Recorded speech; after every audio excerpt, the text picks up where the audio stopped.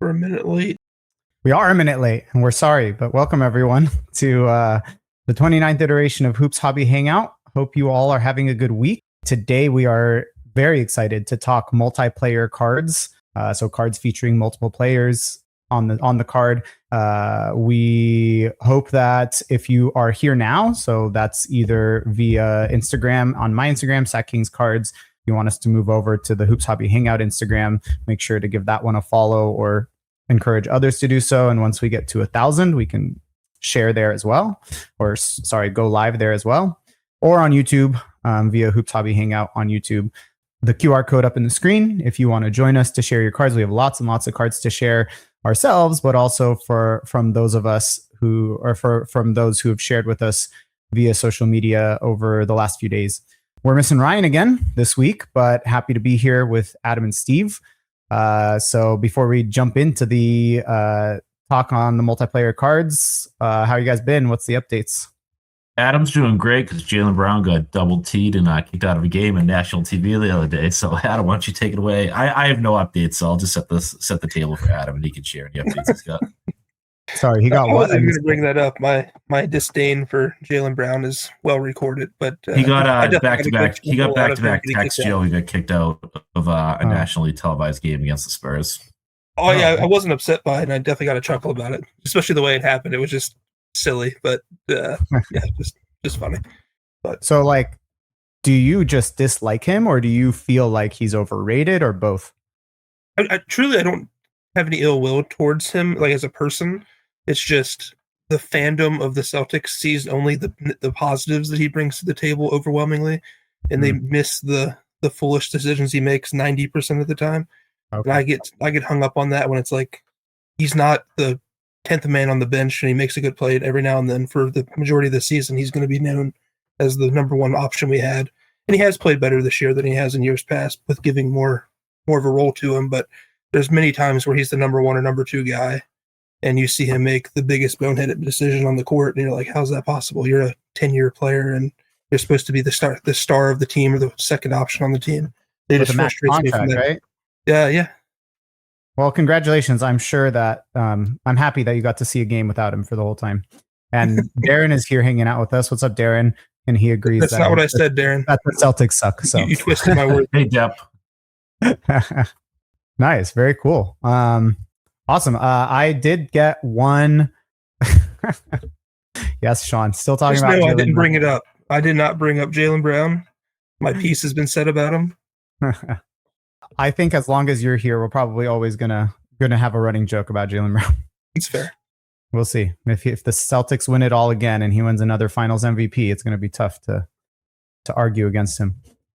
But anyway, I have lots of cards actually that I got. I don't know that they're necessarily worth anyone's time, but I'll share a couple things. The first one is kind of you always hear the stories of sellers that try to, just don't treat you the best or whatever.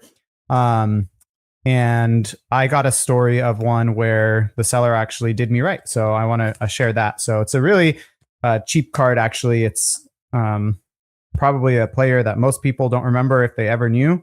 Trying to get it out here of the shipping contents. But it's Topps Triple Threads. I think it's 0607. 0607. Quincy Doobie, RPA. Obviously not a card that anybody probably even knows, or a player anybody even knows. Let's see if we can get that focus. There you go. But I mean, I think it's a well-designed card. It's the patch RPA out of 25. And it's got the cutouts with the patch in the middle. It's got the RC, like rookie card cutout with a basketball cutout in the middle. And the reason that I bring it up is because it was shipped eBay standard shipping. So in like the envelope or whatever, maybe after 2 or 3 weeks, it didn't come in. And he actually was the one, I know to be patient with those, but he was the one that reached out and was like, I've been getting a lot of these lost in the mail. I'm just going to refund you if yours didn't show up. I told him, yeah, it hasn't shown up yet. And so he refunded me. I even told him, I was like, I can wait. I know that this stuff takes a while, but yeah, so he refunded me. It came in the mail this week. I reached out to him. I said, hey man, it came in. I don't know the process on eBay if you can undo a refund, but I offered to like repay him somehow or whatever. And he just said, you know what, just keep the card and don't worry about the money. It was like maybe $5 shipped. So, a cool story of a guy that, lost out on a couple bucks. It was probably a small card for him, but it was nice that he did that. Yeah, appreciate hearing that stuff. So it's good to know that there are people out there that do right by, the process. Yeah, and I'll bring up. Oh, thanks, Sean. Yeah, I'll bring up Sports Cards Live again here in just a minute. But it was one of the things that came up last week on Sports Cards Live. Jeremy Lee's Saturday night show is the negative stigma that comes with selling, and one of the things that I actually brought up in the chat was, I think one of the negative stigmas with selling is like trying to milk every cent out of every card for the purpose of like profit or ROI or not losing money on a card. So yeah, it's definitely cool when a seller does that. The other one that I got is a card I've been looking for a while. There's been one listed on eBay for like $60 for months, and I was like, I'm not paying $60 for that card. I end up going up for auction. This card, it's a 2015-16 select premier die cut gold of Marco Bellinelli. So it's the first year of the premieres. I think before that they didn't have the premier courtside concourse breakdown.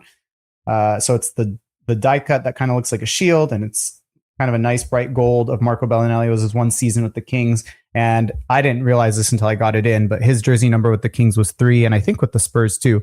And so this is jersey number 3 out of 10. I thought that it went for more than I was expecting it to go.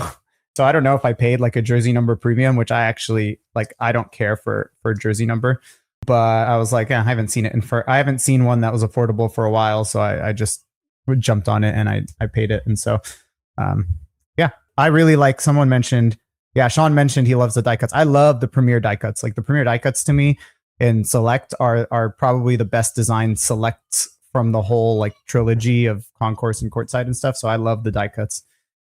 Yeah, and then Darren mentioned that Triple Threads 0607 is crippling for a player collector. Are there a bunch of different versions? I think I've seen like a ton of variations. Oh yeah, there's multiple 101s in different colors, and they never pop up, so people think, oh, I found a really slick like 101 of Paul Pierce, whatever, and they'll buy it, and then people will be, then messaging them saying, well, just so you know about that 101.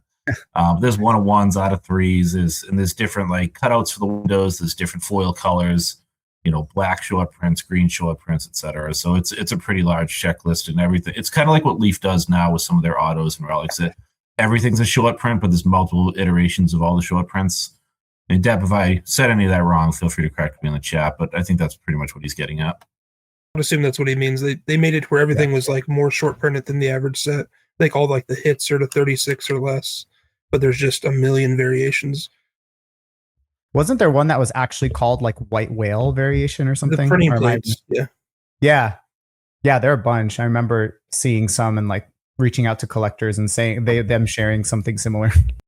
But yeah, so those are kind of my cards that came in. Just I guess a couple other things. One card related, the non-card related thing is I am 48 hours off of taking 100 teenagers to Knott's Berry Farm, like a theme park for our annual engineering day. And it was chaos, but it was a day off of work, which was nice that I got to spend at Knott's Berry Farm. But more importantly, I had mentioned to you guys, Adam and Steve, a while ago that Jeremy Lee had invited me to go on the Sports Cards Live. We actually had planned it. I don't know if I had mentioned to you guys the date, but it's this Saturday. So on the 14th, I'm going to jump on with him. If anyone doesn't know what that show is, it's actually like a really, really highly watched show. He usually has 150 to 180 people in the chat at any given time. It's kind of talking about collecting thoughts, hobby news, all that sort of thing. I really like Jeremy. He's a really cool guy, really cool collector. And I like that it's similar to ours show. It's kind of focused on cards, focused on collecting rather than the like business branding, whatever aspect of it. So I don't necessarily, I don't know if it's worth mentioning, but I mean, while we're here, I guess if you're interested in checking it out, it's a great show. If you're interested in repping kind of our little hangout and our little community of modern basketball people, feel free to join it. It's on YouTube, Sports Cards Live every Saturday at 7 Pacific, 10 Eastern. Oh, that'll be fun for you, Joey. Glad you. And I don't know if I'll check it out live or check it out after the fact, but I'll definitely tune in and see what you bring to the table. I haven't followed Jeremy's stuff in a while. It's just got to a point where there's too much content. But I agree. Yeah. When I used to tune in, it was a fun little hangout, and he has a different perspective on things. I think he used to own a shop, I believe, or maybe does own a shop. He's a big hockey collector, so he has kind of a different lens there. So.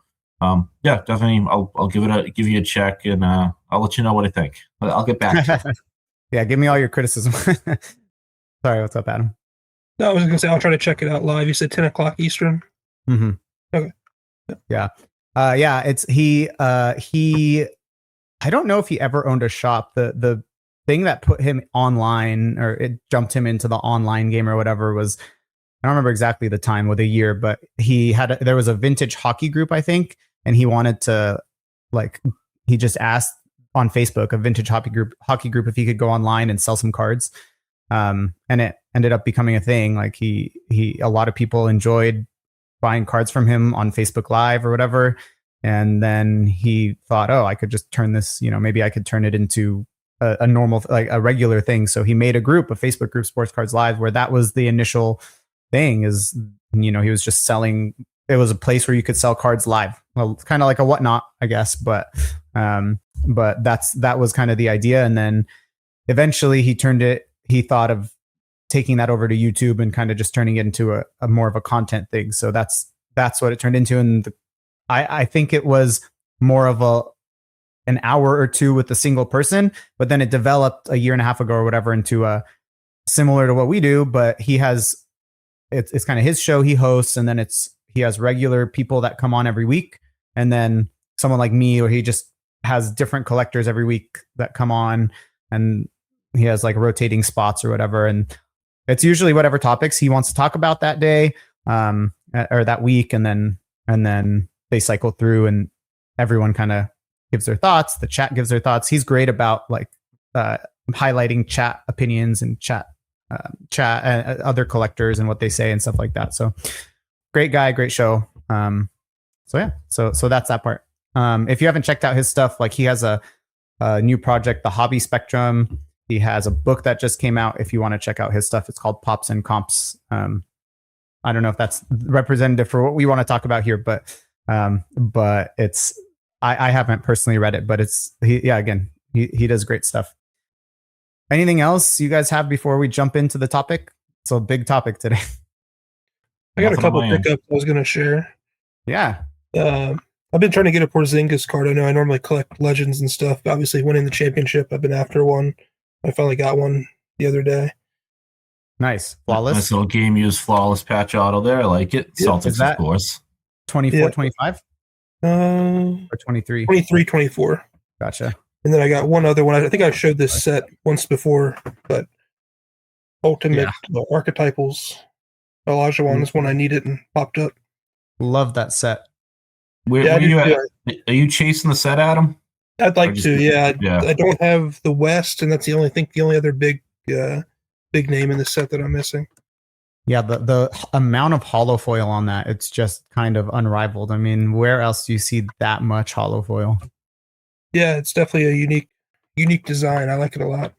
It's busy, but it's clean at the same time. Like there's a good spot for an auto. The autos are bold, but you get a lot of different. The foil obviously catches you, but you've always got like the image of the player fills up a lot of the card. Like it's a good blend of not something you see in an autograph set often, where it's that well blend of an auto spot, but a good design card. Yeah, those are great pickups. Let's see. Sean mentions that the jersey numbered Porzingis from your patch auto set is on ComC. They can't get there. Oh, yeah. Good luck. If it's a flawless and it's on ComC, it's probably under ownership of this one specific seller that is not very fun to deal with. They're a flawless monopoly on ComC. Yep. Okay. Of game use NBA and NFL patches. And at one point I did the math because you can actually sort by sellers on ComC. And at one point for the two sports, he had like 85% of the population on ComC, and his prices are. Part of me really thinks that he just loves flawless, and he uses ComC to like post his collection. Like it's that rigid of a seller. Wow. So if it's anyone else, Sean, then keep working at it. If it's that one particular seller, then Godspeed, sir. I don't know how well you'll do with that unless you want to pay full price for it. Do you know who that seller is? I don't know if you're avoiding saying, but I believe it goes by user handle Tomac, Tomac. I've got the right seller in mind. that does sound like a familiar name that I've seen. Okay, cool. Awesome. Well, let's jump into. Oh yeah, he mentioned. Sean said it's Tomac 16. So good luck to you. All right, so let's jump into the multiplayer card topic.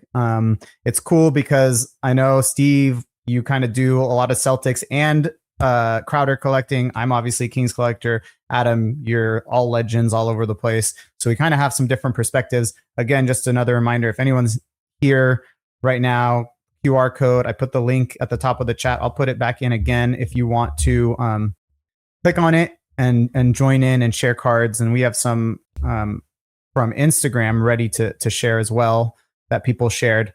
I guess my perspective or my question, I guess where we can start, unless you guys want to take it somewhere else, is kind of like, how do you feel about multiplayer cards? And I guess, Adam, I'd want to start with you because I think for team collectors, it's kind of cool. I think that's obvious why it would be, but you don't collect a specific team. I know you kind of lean towards Celtics for some things, but kind of where do you feel like they fit in your collection? I've always loved multiplayer cards. Obviously, they have to make sense though, because like I feel like for a long period of time, most of the ones you saw were a rookie paired with a legend at a similar position or from the same team or something like that, and those are like feast or famine. You can get lucky. Like, as an example, I have like an Adrian Peterson in football that's signed with LaDainian Tomlinson and Emmitt Smith. That could have been Kenny Irons in 07.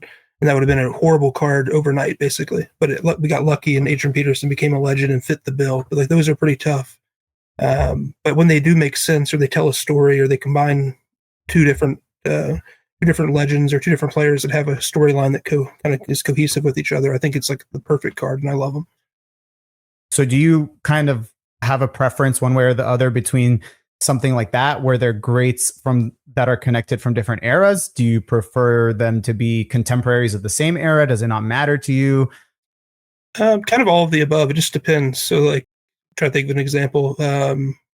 Like players that all played were contemporaries with each other in the 60s, being together is really cool. But then it's also really cool if you have like the same position or a player that is like maybe mimicking another player and having them on the same card.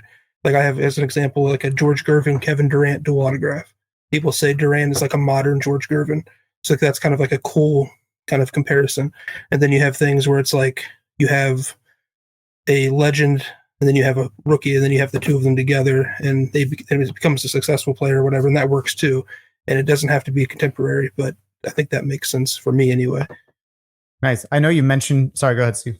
No, I was gonna jump in and just build off that a little bit, because part of what made me think about this topic and throw it in our private chat is Adam's been a big influence on me enjoying multiplayer cards, specifically autograph cards, because one of the very first conversations I probably ever had with Adam about our collecting styles was about autograph cards, right? And for me, we just talked about the Akeem that Adam has. It's like a perfect blend of a really nice shot of the player, some good foil, a large spot for an autograph. And I used to think of dual or triple autograph cards as just getting too busy, right? And I know Adam's got some UD Black cards that even have more than that, those many autos on it. And then, and I'm just going to show off cards while we talk. Adam made a great point at one point as far as the autograph cards go, to just like bring up that both those players, if you get an on-card autograph, touch that card, right? So here's a Paul Pierce, Jason Tatum passing the torch, which is used to be, I would say, an iconic set for a few years. And just thinking about, those guys have, been part of the Celtics. They both won a championship, and they both held this card. They signed it. From the WNBA perspective, the Gumake sisters, this is a card that, like, obviously they're sisters, but just two of the leading players of their time, especially in Nneka, is just like one of the all-time greats. And then obviously one of my favorite cards in my collection, the Redemption Bird Magic dual auto, right? So I used to not be huge fans of cards like that. And you're going to be able to see with cards that I hold up, Adam has convinced me to spend decent amounts of money. So I've got a dual KG Pierce auto on card, a dual Larry Bird, Paul Pierce auto on card, and all just with that perspective in mind that, you know, they're cards that both players interact with and tell a story. So it has to, and I agree with what you said, Adam. There's got to be a connection there, right? So, and this will be the last thing I say, and then I'll shut up for a second, Joey. I brought a card that I don't like, right? And so this isn't an autograph card, but this is it's a from 12-13 past and present, right? So the whole premise of the set was past and present history of the WNBA, or not W, of the NBA. It's Scottie Pippen, Paul Pierce prime jersey. So yeah, it's cool to have a Pippen jersey. It's the, you know, a little bit of a multicolored piece of the black alternative Bulls jersey. It doesn't do anything for me though, right? Like, it doesn't really tell a story. I guess they were both, you know, wings that use their size really well, that were sort of more of that slower, more like use their size, their weight, their muscle to get around. But it doesn't tell a story. So this is probably not a forever card for me. Whereas something like a very similar card from the same year, I've got a Paul Pierce, LeBron James matchup, right? And I wish it was a Cavs card, because the second round of the 08 playoffs in Game 7, Pierce and LeBron had one of the all-time great Bulls and NBA playoff history. LeBron has talked about Pierce being one of the toughest matchups he's ever had. So that tells a story for me. So, and plus, obviously, LeBron having a game-used patch from LeBron's really cool, but it's got to have a connection. So I have a little more leeway with the autographs because the players interacted with it. Patches, I'm very rigid on. It really has to have a strong connection for me to want the card. So just wanted to give Adam a shout out there, because like I said, a lot of my appreciation for multiplayer cards really comes from some of the stuff he's shown over the years. Yeah, Adam, nice work. Spending my money for me. Well, it's always nice when you get to enjoy spending someone else's money and doesn't take out of your wallet. It's rare that happens. I'll take it. Yeah. Yeah. So Sean's weekly shout out at 1213. What's up? What's going on, Drew? How you doing? Yeah, I think what you guys said makes a lot of sense. I think you're right. Like the Pippen and Pierce, there's just not the logic there, I guess. And I guess I'll throw in that from a team collector's perspective, it's kind of the same, right? I mean, I could show you days and days of multi Kings cards that I've got, and like it makes sense. Like, I'm just gonna throw out random ones in a pile that I have here, like same sort of thing you're talking about. So this is a sticker auto, unfortunately, but it's like this tells a story of 3 teammates, right? So 3 Kings teammates in the mid 2000s, and this tells a story of some, Stojakovic, Peja, and Sharif Abdurrahim, like teammates that played together. And it makes sense that you're like chronicling the teammates together. So I agree. I mean, it goes well. I don't know, Steve, if that affects or how that plays into your Crowder collection. Or is it kind of the same thing? Like, you probably pick them up. Do you pick up any Crowder multi? Yeah, I pick up any Crowder. I mean, obviously he's a role player. He doesn't have many multiplayer cards. He was in one set, and it's one set that I do appreciate because I think it tells a story of the hobby. So this is in it. I'll tell a funny part about the Crowder collection. So this is National Treasures 11-12. I don't even know what they call it, but authentic signatures. And then what this represents is they had one player from the 2011 draft class and one player from the 2012 draft class, both on the same card. And I think that's really cool because that was the lockout year. So they didn't have rookies in any of the 2010, 2011, 2012 sets, right? They weren't rookies. So they had the dual rookie class in 12-13. So I think that's kind of a fun way to look at it. That gives it more of a hobby connection than it does player connection. But when I started going on Instagram and saying I was super collecting Jay Crowder, I honestly got more people sending me listings for Kenneth Faried cards. So having a Faried Crowder dual auto also fits my collection pretty well. But yeah, I don't need. I mean, he has some and I'll kind of just challenge you a little bit, Joe, with like the Kings card you just put up. He's in some multiplayer patch sets that with like Avery Bradley, Isaiah Thomas, etc. If I wasn't super collecting Jay Crowder, I wouldn't go after those cards because I would rather have an on-card auto for each of those 3 players separately, in your case, or an Avery Bradley patch separate from a Jay Crowder jumbo patch, and get like nice cards of each of them that maybe have larger patch windows or on-card autos. It really has to be a meaningful connection that ties the players together. And obviously them playing on the same team does. But like with ultra modern cards, like there's some of the really popular ones recently that have been like in Adam, correct me if I get the players wrong. I believe it's Al Horford, Jason Tatum, and Jaylen Brown all have flawless a triple patch. But you can also they all have plenty of jumbo patches in recent products, right? So I would rather have one nice patch of each of those that have all three players on one card with tiny little patch windows. So I see things just a little bit differently. And I guess it also depends on availability, right? So if the three players never had autographs and the only option was for a nice looking one was a dual or triple, and maybe it's a sticker, fine. But I do try and spread it out a little bit. And if there's options for, individual cards that can still represent the same part of like that team history, then I'll usually go for those. Yeah, I mean, it's an interesting point, and I think it kind of highlights the differences in approach we take to collecting our teams, right? Because we had talked, I think it was around the trade deadline, we were saying, if one of our team's players gets traded, it affects the way we collect in the sense that that doesn't affect me because I still want those players' cards.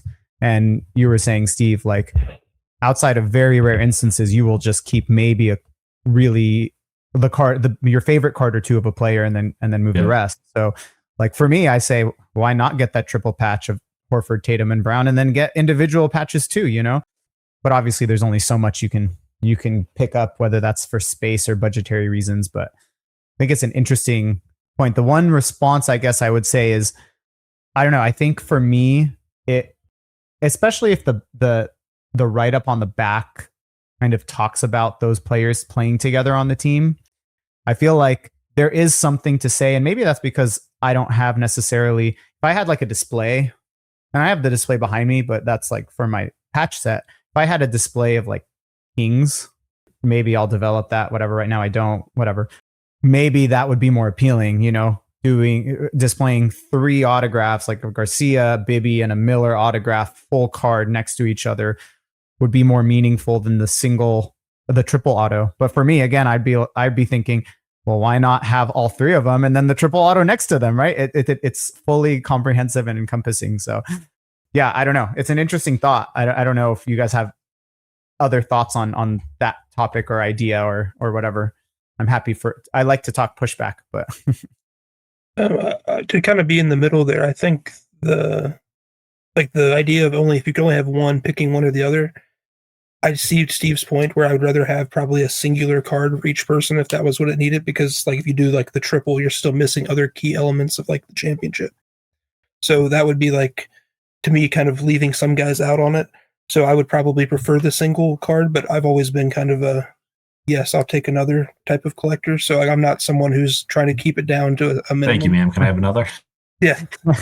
I'm not opposed to having many multiples of sometimes even the same card or the same players. So it wouldn't be something that would hinder me, but I definitely wouldn't only have a dual auto for most players. So like in the Hall of Fame chase that I've done, I want an on-card autograph of every player singularly. And then I'll also have things in addition to that make sense or tell a story or whatever it may be. But like the basis is I want a single signed autograph that looks nice on card. And then I build off of that if I really like the player, it's an affordable player, or whatever it may be.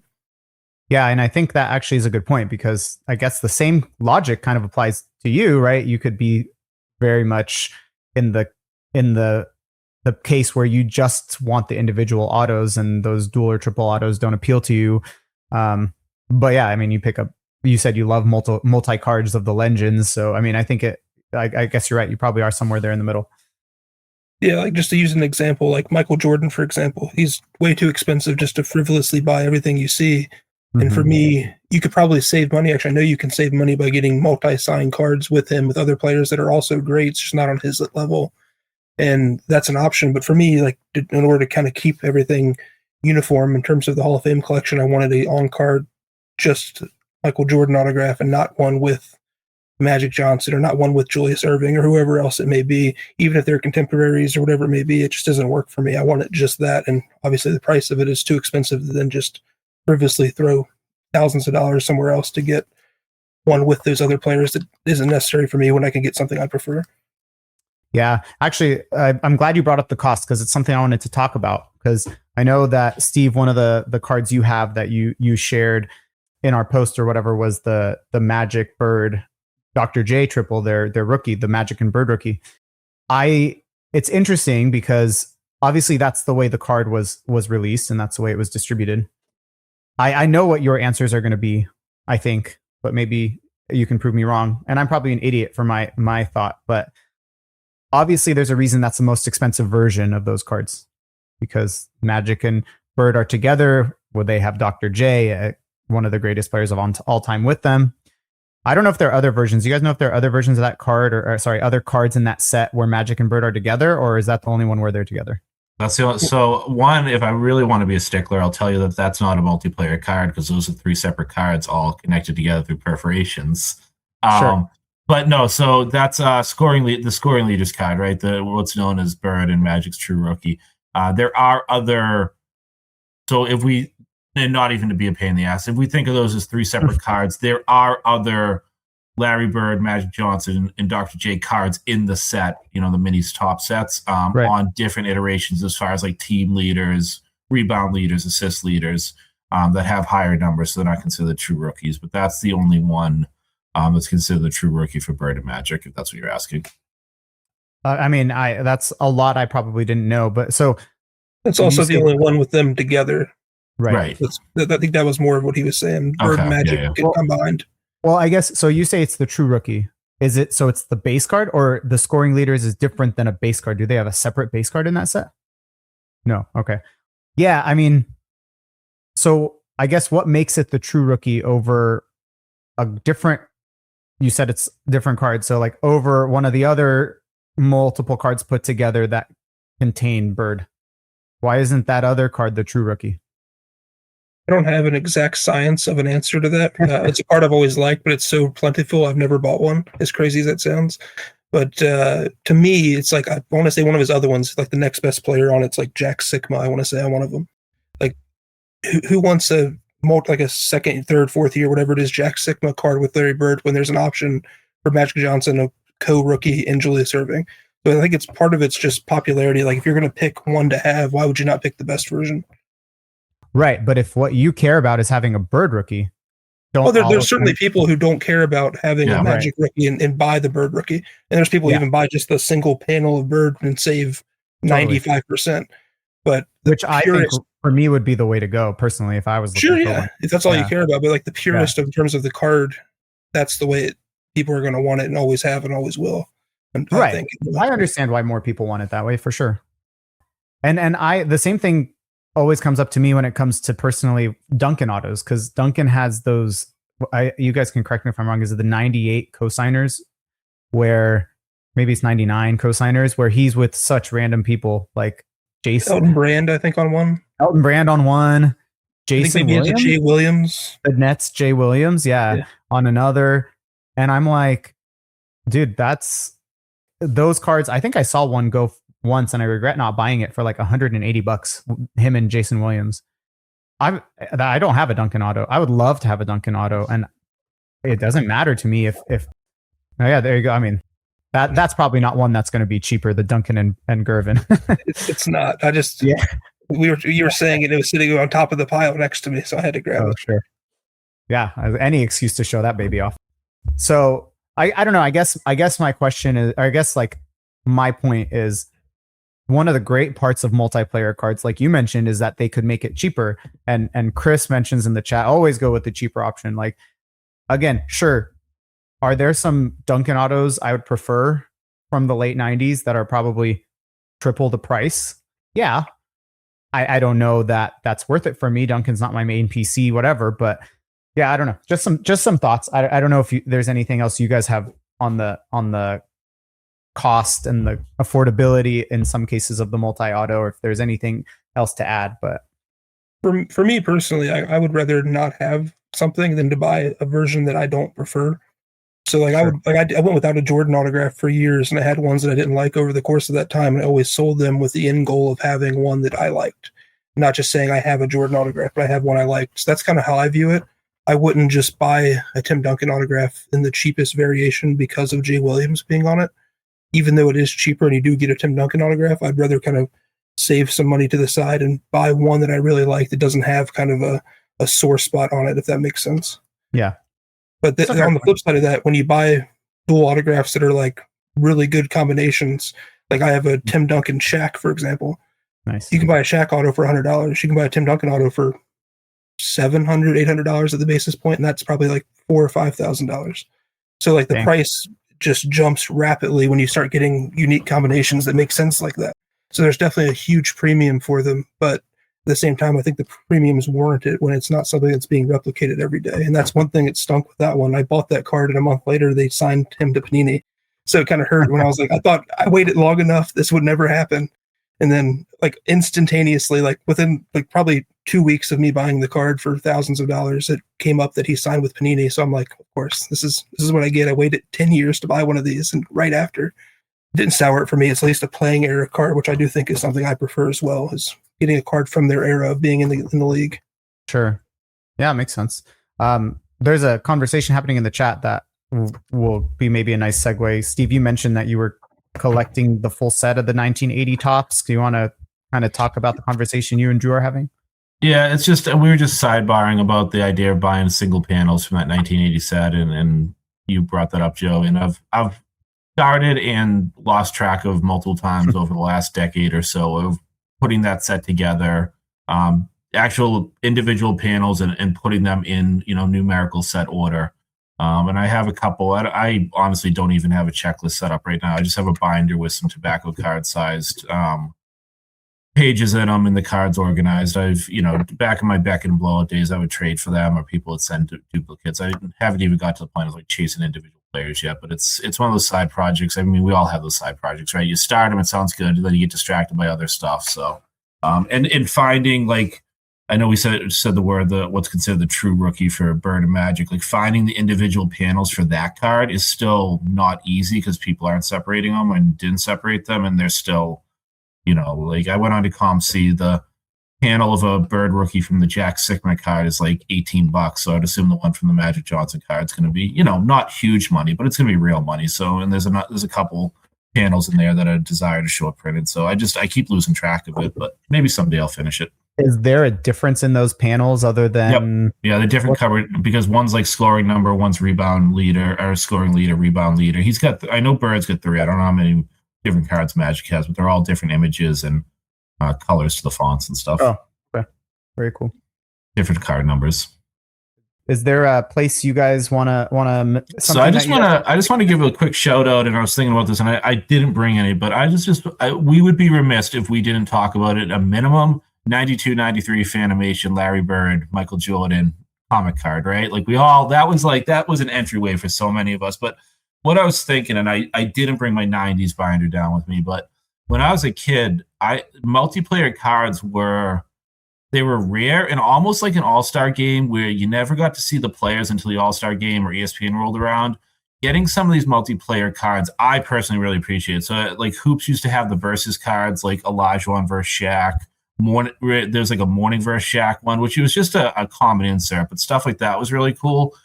But nowadays, I wouldn't care about that at all. If there was a Tatum versus Halliburton insert, I just wouldn't care about it. And I found that interesting. I don't know if it was more of just the kid in me or the rarity and the nuance of it. Yeah, we just couldn't talk about multiplayer cards and not at least mention that Bird Fanimation card. That got so many people into, collecting and thinking differently about cards. That was such a chase card. And the PSA 10 of that card still sells for, I don't know why you'd buy a PSA 10 of that card. It's such a high print card. But for those that like that stuff, that a PSA 10 of that card still goes for big bucks. I've never heard of that set before. That's what? Yeah, I know. I'm a degenerate. We can't be friends anymore. Yeah, I mean, I've mentioned before. I've never seen them, so I can't say that I don't like them. But maybe because I'm not a fan of the artsy cards like those or the Kabooms or the Downtowns. Like, I'm just not into that sort of thing. Adam is just, for those that aren't watching the video, Adam is just trying not to like laugh in Joey's face. Right? Laugh in my face. It's just funny comparing them to Kabooms. It's like completely different eras, and like the people who would be interested in that have no interest in kabooms. I would say at a 90% rate. So it's just funny putting them together. Are they And not though? Both the artistic kind of No, rendition. like from a baseline, yes, they are artsy. Yeah. Yes, I agree. But like the person buying that card is like nostalgic versus the person buying the kabooms like a case hit douche. I don't even know how to say it otherwise. Yeah, but the thing with the Fanimation cards is you got to put in context. So 92, 93, Shaq had brought, first, Dave Robinson and then Larry Johnson, then finally Shaq really was bringing eyes that were baseball collectors over to basketball. But we were also in like, I'm not a comic collector, but in my mind, a really hyped for comics as well and animated series on TV. So the whole thing was about sort of blending the comic culture. And it was only, I think, a 5-card set. I should know I probably should know all the players. I don't. But Gary and Drew are bringing up some good discussion about some of the early to mid 90s stuff. And one of my favorite sets back then was, and I think this is cool because this is a set or a theme that's carried throughout the years, was Magic's all rookie team, which was, I remember it being during the Kid and Grant Hill rookie year, but it'd be Magic Johnson would have a little write up of his take on the draft pick, and it would be sort of his silhouette in the background or not, depending on the year. And then it would have the player featured. And then, Topps did, I'm going to misname it, but Topps did like Bird's all rookie team or Bird's autograph, where it'd be Larry Bird signing, along with Adam Morrison, our draft pick. And then we had Kobe's all rookie team when Hoops or Threads or whichever set Panini put it in. So those were always fun. And then, the Skybox Showdown series. That was a great one. 93, 94, Skybox Showdown, team leaders. So there was a lot of fun stuff in the mid 90s that were sort of in they were sort of like your common inserts in your hobby boxes. They weren't huge chase, but they were players that you just didn't see a lot of. You kind of heard, you read about in Beckett. So I think the early to mid 90s did some really nice stuff with multiplayer, just inserts. And I just thought we should, name that a little bit because I know most of the stuff we collect is a little bit either more modern or higher end. And it's a great shout out. I was trying to frantically pull up the stuff that you were saying. You went too fast for me, but this is a copy of the Skybox Showdown series, if anyone is unfamiliar with them or whatnot. But yeah, so this is Drexler and Jordan. So that's one of the ones. I feel like it may be Drew saying it's a little bland for his taste. So yeah, I mean, obviously different strokes. I couldn't find any of the all rookie ones that had a good picture of both, Magic. Yeah, they did them different years. The one that I threw out there for you was not one that had the silhouette in the background, but gotcha. I think I don't know if there's anything else we want to discuss. I do want to end this by just giving Adam like 10 minutes or so just to flash cards and we can all gawk at them. Joey, and then we'll go through the Instagram ones too. Yeah. I did want to let you know that I did bring one Kings related card with me. So this is an Upper Deck Black. Let's give you 10 minutes for that. Quad game use. So I love the 98 draft class. I think it's underrated. So I do pick up cards that represent that draft class. So this has, what is this numbered out of? 15. So this has Vince Carter, Paul Pierce, Dirk, and Mike Bibby on it with cutouts of 1998 and then little jersey relics in there. And then I brought my two most unique multiplayer cards. And a buddy of mine, Dan, the Itch for Cards, brought up, I think he was when he was on Kyle's podcast, about maybe the Topps Fanatics license will allow us to get back to multi-sport cards. So here's a Upper Deck City Stars multiplayer card that has game-used relics of Tom Brady, Pedro Martinez, and Paul Pierce with cutouts in the shape of stars. So maybe that could be a positive for Topps Fanatics, is not just within sports, but across sports, and really recognizing. I mean, for Boston, this represents a huge, time in Boston sports in that early to mid 2000s. And then easily my most unique multiplayer card is this Tito Horford, Al Horford, father-son autographed Upper Deck Black. Tito's in a Milwaukee Bucks uniform there, and Horford's shown on draft night. On-card auto, silver paint pen, Upper Deck Black, holofoil. Not too many like this, and this is definitely the most unique dual auto in my collection. Just an oddball card. What's up, Dep? Hey, Darren. How you doing? I'm good, man. I know I'm late to this, but I figured I would play along. I love that Horford Black duel you got, Steve. I know. I think you're aware. I've got the Mike Conley. Yep. Jr. Well, yeah, it's one of my favorites. I can't compete with Adam either, but I figured I would. That's why I was rushing to get my cards in before we let Adam go. You got the random, like, y'all kind of talking about like the tiers of them, about how there's like themes and like how there's like different spectrums. So there's like the random, like the random pairings, like all the like rookie class and stuff like that. This is one of the recent ones that I got. It's Mike Conley, Derrick Rose, OJ Mayo, and goodness, I forget the other one. Oh, Brandon Roy, the rookie of the year. Yeah, forget that guy. Wow, during the rookie year, that would have been a retirement card for some people. That was a huge hit. I would have never gotten my hands on it. Yeah. And then also from Upper Deck Black, just again, a random assortment of rookies. They're they had a 1 year they did octo jerseys and octographs, and right. I know Adam's probably about to put down an autograph. But outweigh. No, you don't have an autograph. I could have sworn you had a. Okay, my bad. So this is the 1 of 1 octo jersey.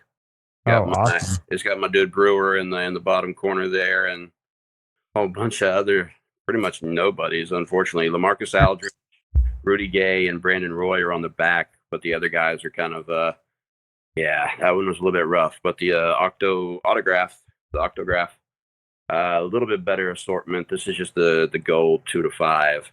Oh, nice.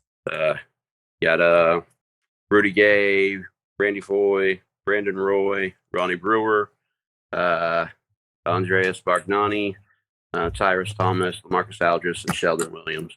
So it's a little bit better selection of guys there. And then you got the team-specific ones. You got this guy from Upper Deck Trilogy, which was always one of my favorite sets. They did kind of that thing that Adam was talking about, how there's usually like a rookie on there, and then there's kind of a present sense guy and then a guy from the past. So this is for Utah Jazz. It's number 2 out of 3. It's a auto jersey of Adrian Dantley, Deron Williams, and Ronnie Brewer. And then you got this guy that I absolutely love. It's my second best pull ever. Houston Rockets, number 9 out of 10. It's Akeem, T-Mac, and Yao. And you pulled it, huh? Yeah. Driving back from New York, I stopped in a random shop and pulled 1 pack and got that guy. And this one, just for the history of it, is awesome to me. But it comes from Dominion, which is also a great set. But a lot of the rookies are usually not game used, but this one is. It's numbered to 10. It's of that Cavs championship team. Nice. LeBron, Tristan Thompson, Kevin Love, and J.R. Smith. I really wish J.R. Smith wouldn't have been on the card, but it's okay. And I can't stand that dude.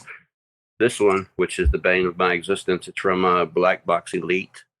It's from the Lakers, and it's got a finals patch from Derek Fisher, which I love. But it's numbered out of 49. But that Kobe Bryant, that patch from an All-Star game, is actually a Rajon Rondo patch. And the Rajon Rondo patch or card has the Kobe patch in it. They're backwards, if you which I absolutely hate, because Rajon Rondo is my second least favorite player of all time. How did you figure that out? Right after Kevin Garnett. How did you figure out that they were swapped? Well, if you look at Adam's screen, they're from All-Star Jackets, different colors for the different conferences. Mm. And the Western Conference had gold, and the Eastern Conference had silver. And if you look at the cards, it's backwards, and they're the only 2 that are swapped. Every other card is correct. So yeah, it's kind of like damn, what do I do? And I've got 2 of them too, so that makes it even worse. And then there's team versus team sets. Joe, you might appreciate this one. It's got 2 teams that I absolutely, well, not 2 teams, because I'm gonna say it. I've never been a fan of Sacramento. I'm sorry, man. But I have been a fan of these 2 players. I've collected these 2 guys for quite a while. So it's is this compare and contrast? Nice, yes. Yeah. Joe Johnson and Sean Marion, which Joe Johnson's my dude, and so I collected Phoenix Suns at the time. And nice. You got it's just jersey pieces, but it's still that's cool. It's all-star game pieces for I think 3 of the 4 as well. So and then on the back you got Brad Miller and Casino Mobley. Very nice. Which, like I said, I love both of those players, but I just can't with the Kings, man. Can I cut in just to troll Depp a little bit, and so I got a team versus team card too. It's SP Game Use 4-on-4, and we got a nice relic from Kevin Garnett and Rajon Rondo right there on the front of this Paul Pierce jersey numbered card, and on the back we've got those going up against the Knicks. So just throw a little more Rajon for you there. Does it have the Celtics savior Ray Allen? Yep, he's up there. It's Yeah, Rondo, Allen, PSKG on there. I just gotta, the one that ran away and won another championship. Just to troll both Adam and Jolie. This one, I got this at the National this year. The 2-on-2 patch. Yeah, those are cool. You got the Pau Gasol and Kobe, and then you got those other two guys. That one was pretty nice. That one was probably one of my favorite pickups from National. Super cool. And then you got the more themed ones. And I'm taking a lot of time. I'm sorry, y'all are already like 48 minutes deep. Take it. We're good. So, nobody wants to listen to us. So this one is also from Black Box Elite, like that triple Lakers patch. But this one celebrates the Hall of Fame classes. So this is a triple of just legends: David Robinson, Clyde Drexler, and Joe Dumars. I don't know if y'all can see it in there. Yeah, it's great. It's kind of the counter to the teammates set with the Lakers. They've got the autograph version and the patch version. So that one's pretty nice. That one's numbered out of 10 as well. And then you got this one, which Adam will love. It's some of the greatest dunkers of all time on Upper Deck Black. Really hard to see that ink unless you hold it just right. No, that's a great. For all the shit you talked about the Celtics, you can just send that to me. So yeah, that's Dominique and Dr. J and Vince Carter. And can't remember what it's numbered out of, 15. But it's like I said, that ink is hard to get a hold of in the light. But they're there. You've got such an eclectic collection there, Dup. Thank you, man. Adam has a good story about how he failed to get the 1 of 1. If you've never heard it before. And then the ultimate Lakers troll. They all won a championship for the Lakers. They're all high school picks. Numbered out of 35. Nice. Trilogy: Dwight Howard, LeBron, and Kobe. Yeah, that's very cool. It's a really cool kind of connection that they eventually all won a championship with the Lakers. Yeah, that's almost my favorite part, to be honest with you. But yeah. And then just for funsies, I got a football and a baseball. The co-signers, you can't ever fail with them. You got the Randy Johnson and Mike Messina. Kind of like that Tim Duncan and Jason Williams. Yeah, looks great. Earlier, but just better players. I like that they did that. That design was consistent across baseball and basketball. I like that they kept that because there's a couple of basketball sets that look very similar to that. Did they do the year where they split the card in half in multiple sports or no? You know how where they put like it was a horizontal card, but they split it right down the middle, and like each player got like half the card to sign, and it turned out kind of funky in basketball. I don't remember ever seeing. I don't think so. Okay, I wasn't sure. And then just to bring Sholey back in, you got a Patriots patch. I love absolute. The worst possible patch is on the Brady, of course. But yeah, you got Wes Welker, the White Larry Bird. You got Tom Brady and Randy Moss. Nothing wrong with that. Yeah, that's all I got, man. Thanks for sharing. I'm glad I got my internet working this time. No, I'm glad to have you here. Appreciate coming on. Adam gets to play this time. All right, Adam, take it away. We'll finish with their Instagram shares, but why don't we just open the floor to you to kind of just flex a little bit? Because I know some of what you'll probably bring up, but it's honestly it's a very well thought out blend of cards that you go after. I didn't grab anywhere near all of them. I can't do that to you guys, but I did grab a few things from all different kinds of edges of my collection. I wanted to start with a couple football cards. This one. Oh, very cool. Emmett Smith, Barry Sanders. And then on the back. Oh, jeez. Oh, there's more. Okay. Dale Sayers, LaDainian Tomlinson. All game used. Is that LT at the bottom? What was it? Is that LT at the bottom? LT at the bottom, yep. Okay. That's what I was thinking. His autograph is okay. And then my favorite card of all time happens to be a football card that's multiplayer, so I had to grab it. Walter Payton on the front, and then Barry Sanders on the back. Nice. That was like my grail for many years. Like looking in a Beckett magazine as a kid, that was the one I had to have. I ended up getting this around 2013, I want to say. I've had it for quite a while. But like I Man, said, that's this high numbered. Is that the 1500? only the first 100 are signed. Oh, So, okay. yeah, so 1,400 of them are just basically insert cards, and then 100 of them are signed dual autographs. I do But think like I you've said, mentioned that to me, before. out of every card ever made, is my favorite any sport. Awesome. Now I'm collecting the following year of that set, but I'm not doing the duels because I just it's just ridiculous. But I'm just doing the single autographs. But they have like different like they have like I think like national show versions and like numbered out of 3 and numbered out of 10 and like random little just like off flyers. Do they have that in your set too, or is that just the year I'm collecting? I've seen some different things like that, and they did some that were like basically conditioned like replacements. So some of these came out of the pack damaged, and you'll notice like the numbering on this is kind of a thin font, whereas the numbering on the replacements is thicker. I've seen that, and I have seen a couple different stamped national cards and stuff like that, but never of this particular duel. I've only seen it of like the Jim Brown, I want to say. Okay. Nice. Now is that foil stamp indicator like true to the whole set, or is that just something you've noticed? Foil stamp in terms of the numbering. You said like some of them are the replacements, the stamping is thicker.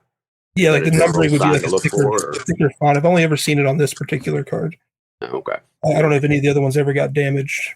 The other thing too is the images are different for the singles versus the duels, and I actually saw one of these used before as an insert as a cut for Walter Payton. Was the duel with Barry Sanders, which made me cringe. No matter how bad it may have been damaged, it should have been kept whole.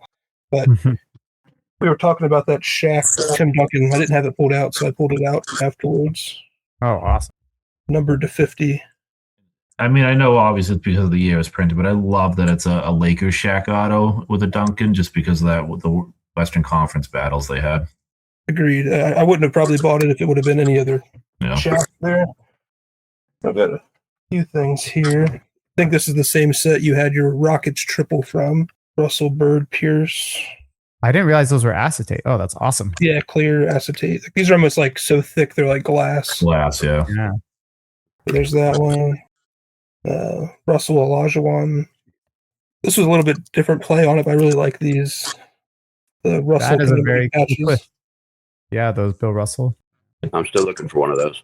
It's funny, Adam, you bring that up. So it's the flawless Bill Russell memorial patch set, the one where they're all 1-on-1s. That hadn't even come to top of mind for me as a dual player set, but you're absolutely right. That's one of the most recent sort of high end chase cards. I completely forgot about those. Yeah. Yeah, this was like my first Russell autograph I ever got, like 2008. So 1 of 1 with Elgin Baylor.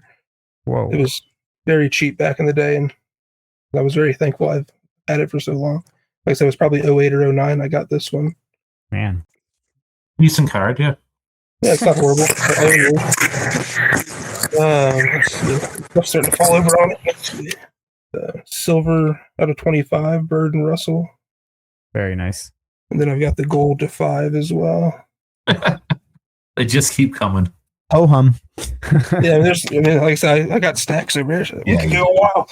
But Havlicek, Russell, triple. That one's a 1-of-1. Oh, Crazy. so just a 1-on-1. Another Bird Russell duel. It's kind of another acetate backboard. That's cool to them signing both on the backboard like that. Yeah. Let's see. I grabbed a couple booklets. I may have shared at least one of these before. But Yes, the booklets from Preferred. The Celtics one there. That's awesome. Yeah, Yeah. the teams. It's cool all the for a different team tags, collector. and then for Lakers, Celtics. Very cool. I'd leave those on my desk. I don't really post cards around my office area, but I leave those on the desk. There's nothing to really fade or anything on them. They're pretty cool. These are a bunch of exquisite cards. I really like these. The enshrinements. I think I've shared those before. Yeah, that etched foil is great. Finalists from Exquisite. I always laugh about this one because it's just funny to think of the Bucks being in the Western Conference, but Oh yeah. Bucks Celtics. Bought this one at the National. Traded for it, but That's Russell very KG. They're Oh, that's an exquisite inscriptions, but they haven't inscribed it. Is that Correct. common for that year? Thanks for pointing out the flaw. Thank you. Is that I'm just wondering, is that common for that year? Is that just these two? Is that everyone in the set? It's every one of theirs in the set for sure, but there's definitely other people in the set that weren't inscribed. They're not alone. Like I have a Gervin Robinson. I might be able to find it. It's I think inscribed only on one of them. If I'm not mistaken. That was quicker pull than I expected. But he kind of gives like a Bible verse, but like that's definitely, if he puts Iceman, he should put the Admiral, and that would have been so cool. But that would have been awesome. Yeah, that's a great card though. Those two. Another one of those etched hollow foils. Awesome. Russell has 3 different variations in this. This one with Bill Sharman. He has the one with John Havlicek as I drop it. That one, and then he has one with Arnie Rison I didn't pull out. I love that Russell Honda one there, because with Havlicek being on the bottom, there was such like a linear, clean auto, and then Russell's sort of more artistic one on the top. I think that combination there is one of the best looking dual autos. That's definitely my favorite one. And they only have this other one with it, the other year of enshrinements, but that year that you were talking about is definitely my favorite. Yeah, I agree with Depp. This is really a museum. I'm sure you could do that with single player cards too, but crazy, man. I didn't pull out very many patch cards, but this is one that we're switching over to UD Black. Yeah. And your UD Black collection is quite extensive. I only grabbed a few, but I really like these. Willis Reed patches are extremely tough to find. Walt Frazier's not overly common, but comparatively similar to what Depp was showing off. This one's Samson, Ming, and Olajuwon, the 3 bigs. Oh, the Rockets team one. Yeah. As he said, they're kind of hard to get the ink to really pop on them. What doesn't have an issue with that, though, is the golds in that set. There's a couple. Oh, yeah, that does pop well. Yeah, these are really, these cases are scratched to hell and back. I don't care about that at all. But I'm showing too many cards to pop the fronts off all of them. This is one that Steve mentioned before when you get like multiple players. This one's stickers, unfortunately.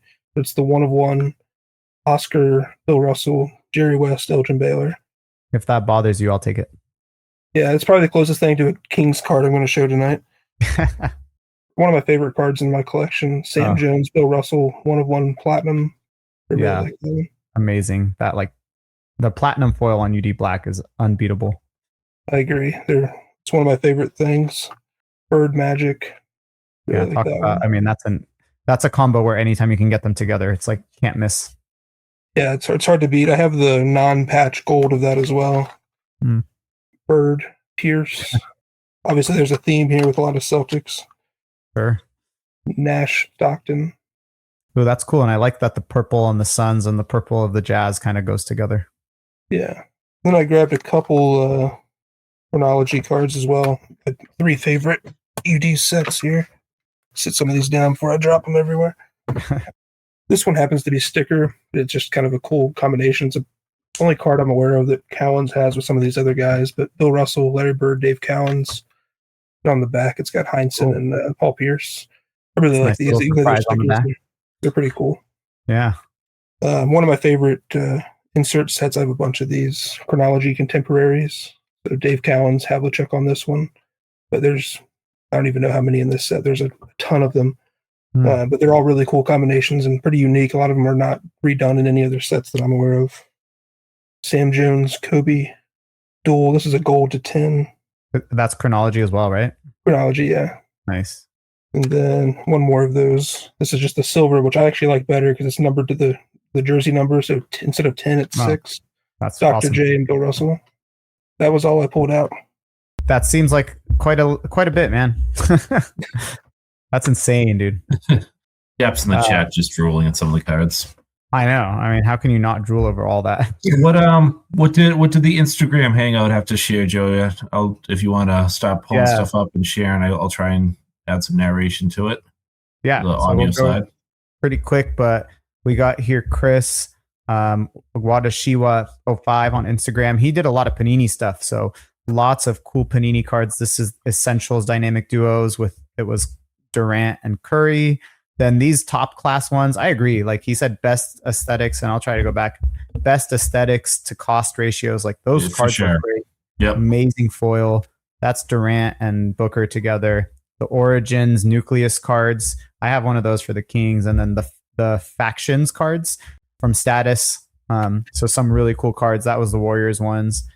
While you pull up the next one, I'll just say I love Status and I love that set because that was a year with like Kyrie Irving, Gordon Hayward, even maybe the Morrises were even in that set. There's not many combinations for the Celtics that I love, but they had like greats. So they had like the '80s Lakers were their own trio. So yeah, that's a fun set if you just want to represent your team.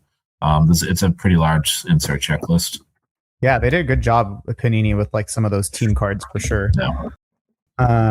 Then Hoops Hobby shared a bunch of stuff. This was the ticket for 4. Those are, I think there were 2 years of the ticket for 4 from Authentics that had 4 I'm players. not familiar with those. That's cool. Yeah, and I actually can show a couple of those.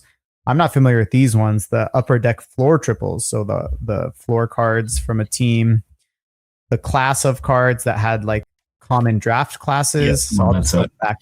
So this is the Pacers floor triple. David Robinson, Reggie Miller, 87 class of card. There's a mirror image card where you have the one up and one facing up, one facing down, and these are the atomics from Bowman's Best. And then I'm not familiar with this one, Give and Go. So 2 players from the same team. This is Reggie and Jamal Tinsley. But just real quick before we go to the last one, I'll share those ticket 4s. I have a couple because they're part of a Bibby collection I picked up, but it's cool because you see like again the contemporaries. So this is Bibby and Rip Hamilton on one side, and then Sean Marion and Kwame Brown. Is that on the other side? Yeah, Kwame Brown. So I don't know how related those are, but and then on the other one of them's 0203, one's 0304, I think. There's again Sean Marion. There is Shane Battier, and then Vince Carter and Bibby. I like Vince Carter and Bibby next to each other. Little Flair Authentics love. Yeah. The last one we've got is from Q's Cardboard. So Aaron, he's been here before. He's jumped on before. He showed some cool 90s ones. Sorry, I think they start over here.